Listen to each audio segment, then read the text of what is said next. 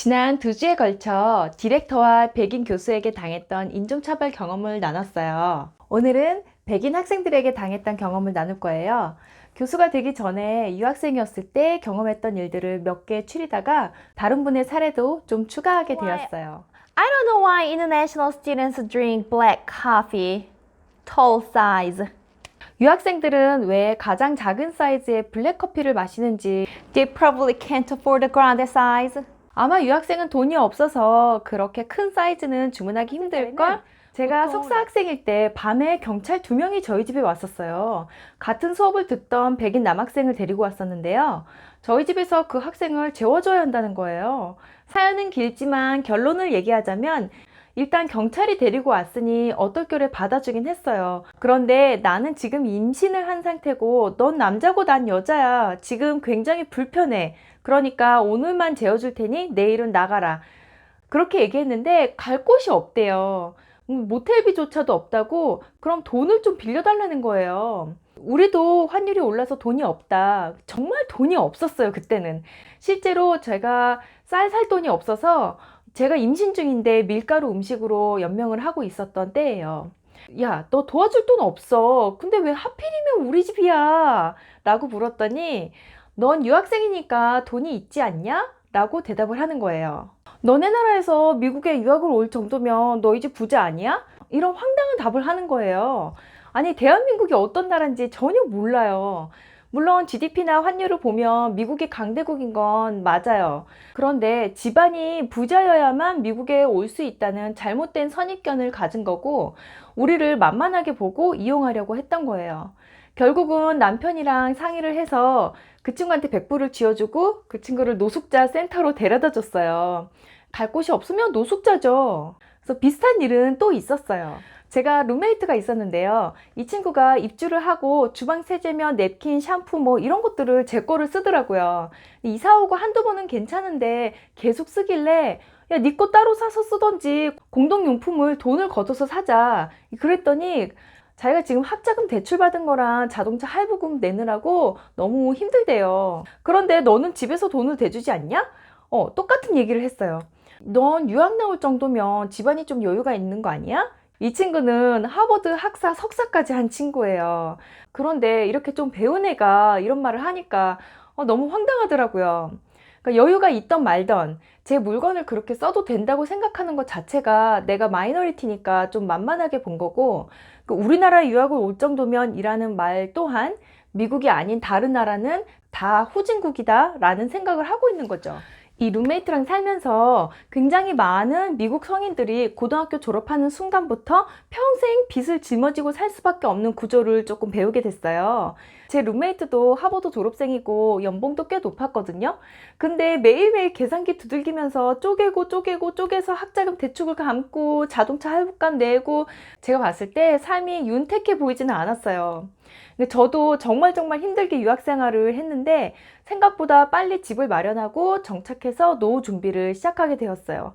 근데 누군가가 학생일 때 좀 알려줬으면 조금 더 수월했을 텐데 언제 제가 시간을 내서 유학생 때부터 신용 등급 쌓는 게 왜 이렇게 중요한지 그리고 높은 신용 등급 쌓는 방법을 좀 알려드릴게요. 두 번째 케이스는 라면 국물에 관한 거예요. 이 케이스는 중국 박사 학생에게 있었던 일을 제가 직접 목격한 일이에요. 백인 학생 2명과 중국 학생 1명이 같이 점심을 먹고 있었어요. 백인 학생은 샌드위치와 샐러드를 먹고 있었고 중국 학생은 한국 컵라면을 먹고 있었어요. 셋이 모여서 하하호호 막 맛있게 먹고 있길래 셋이 잘 어울려 보였어요. Delicious. 중국 학생이 면을 다 먹었을 때쯤 This is the best part of ramen. 이 국물 맛이 하이라이트야 하면서 컵라면을 들고 국물을 마셨을 때 백인이 You don't drink soup, you eat the soup 라면서 국물을 마시는 게 아니고 먹는 거야 라고 비아냥거린 거죠. 여기에는 컵라면을 들고 마시는 모습을 비하하는 것과 문화상 국물이 있는 음식도 숟가락으로 떠먹어야지 그릇에 들고 마시는 아시아 문화를 비하하는 뉘앙스가 들어간 거예요.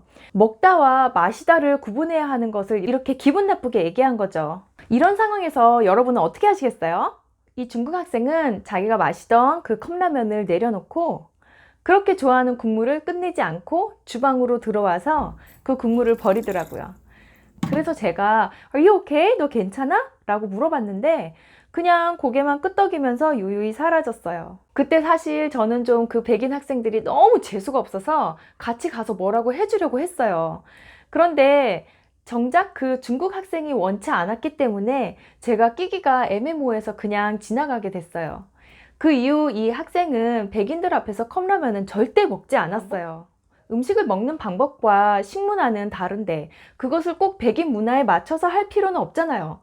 혐오감을 일으키는 게 아니라면 백인들도 다른 문화를 배우고 존중할 줄 알아야 해요. 이렇게 사소하지만 컵라면 같은 사례를 얘기를 안 하고 넘어가면 계속 쌓일 뿐이에요.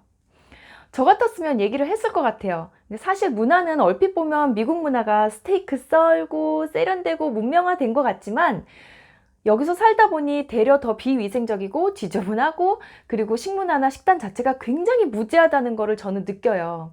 그 백인 학생들이 그렇게 중국 학생들에게 실수한 것은 백인 우월주의에 빠져서 다른 문화를 비하하는 만행이었던 거예요. 케이스는 제가 장학생으로 있을 때 경험한 거예요. 결론부터 얘기하자면 백인 장학생, 그러니까 같은 박사 학생들이 본인이 하기 싫은 일들을 소수민족 인턴이나 동료 교사에게 밀었던 거예요. 지난주에 살짝 언급했었는데 제가 일했던 연구센터는 각 교실에 메인 교사가 2명이 있고 약 50명 정도의 학부 및 대학원생, 인턴들이나 이제 교생 실습하는 친구들이 들락날락 거리는 교실이었어요. 하지만 기저귀는 메인 교사 2명만이 갈 수 있게 되어 있었어요. 미국 아이들이 한국 아이들에 비해서 기저귀를 늦게 떼는 경향이 있어요. 그러다 보니 하루에 3명에서 5명 정도 기저귀를 갈게 되는데 아이들이 젖었다고 하면 그 백인 교사가 그 아이를 저에게 보내는 거예요. Go to Miss Reina. Oh, she needs to be changed. Here you go, Reina. 이건 안 되겠다 싶어서 교사회의 때 건의를 했어요. 근데 이것도 갑자기 제가 건의를 하면은 저만 불만이 많은 사람으로 결국 몰리고 그러다 보면 왕따를 당하게 되잖아요. 그래서 지난주에도 나눴듯이 저에게는 일종의 증거가 필요했어요. 그래서 한 일주일간 제가 제 나름대로의 증거를 수집했어요. 내가 하루에 평균 몇 명의 기저귀를 갈았고 상대방 교사는 일주일에 한 번도 갈지 않았다. 왜 메인 교사가 기저귀와 아이들의 대소변 상태를 알아야 하는지를 스태프 회의 때 건의를 한 거죠. 그래서 다이퍼 체인지 테이블 위에 워드에 출력한 테이블을 걸어 두었어요. 그래서 그 테이블에는 날짜와 기저귀를 간 아이 이름과 교사의 이름을 적는 거예요. 저에게는 불합리하게 오는 일을 분담하는 역할을 했고 또 그것이 학부모들과 소통하는 데 많이 도움이 되었어요. 이런 비슷한 일은 사실 항상 있을 수 있는 거예요. 교묘한 백인들은 귀찮은 일을 마이너리티에게 넘기는 경향이 있어요. 별거 아닌 것 같은데 교수가 TA에게 부탁하는 복사물도 이렇게 낱장을 복사하는 거랑 책을 펴서 사이즈를 맞춰서 복사를 하는 거랑은 다르잖아요. 근데 여우 같은 백인들은 내가 100장 복사할게. 너는 20장만 복사해 줄래? 이런 식으로 선심 베푸는 척 하는 거예요. 낱장 100장은 100 누르기만 하면 되잖아요. 그런데 교과서 20장은 펴야죠. 뒤집어서 맞춰야죠. 그리고 막 눌러야 돼요. 그림자가 비치지 않게 잘 눌러서 복사를 하잖아요. 유학생이 명심해야 할 것은 노예 근성에서 벗어나야 한다는 거예요. 백인들이 굉장히 여우 같아요. 한번 해주면 계속 그래도 되는 줄 알아요. 그래서 살짝 건드려보고 노예 근성을 가진 사람에겐 더욱더 그런 근성을 악용하는 경향이 있어요. 그런데 처음에 이건 아니야. 부당해. 난 기분이 나빠. 공평하지 않아. 이런 것을 표현을 하면은 쟤는 아니구나 하고 함부로 건드리지 않아요. 내가 혹은 내 주변 사람이 인종차별을 당한 건 창피한 게 아니에요. 인종차별을 한 사람이 무지해서 그런 거지 우리가 피부색이 다르다고 인종이 다르다고 해서 차별을 당하면 안 되는 거잖아요. 내가 죄를 지은 것도 아닌데 부당한 대우를 받고 묵인하는 것은 나한테 그렇게 계속 인종차별해도 돼? 라고 허용을 해주는 거예요. 그래서 제 생각에는 유학생으로 혹은 이민자로 살면서 일상에서 일어나는 일들을 주변 사람들과 나누는 게 좋은 것 같아요. 불편하지만 나누다 보면 위안도 되고 또 서로 도울 수 있는 방법이 생길 수도 있고 무엇보다 살다가 비슷한 상황에 처할 때 처신 방법을 대비를 할 수도 있을 것 같아요. 제가 학생이었을 때 듣고 알았으면 마음의 준비라도 좀 할 수 있었을 텐데 하는 아쉬움이 있어요. 그래서 누군가에게 얘기해주고 싶은데 사실 저는 이런 얘기를 나눌 유학생이나 이민자 친구나 동료가 없어요. 구독자가 몇 명 되지는 않지만 누군가가 단 한 명이라도 이런 케이스들을 듣고 조금이라도 힘이 된다면 정말 좋겠어요. 그래서 인종차별 받은 케이스들을 3편으로 잘라서 나눴고요. 다음 주에는 조금 가벼운 주제로 줌 미팅의 실상과 또 출석 체크를 하지 않는 제 수업의 실태를 담아봤어요. 다음 주에는 가벼운 영상으로 또 만나요. 제가 이 영상을 찍으려고 주변의 유학생이나 유학생이었던 분들에게 물어봤었어요. 있긴 있는데 나누기가 불편해 했던 분들이 대부분이었답니다.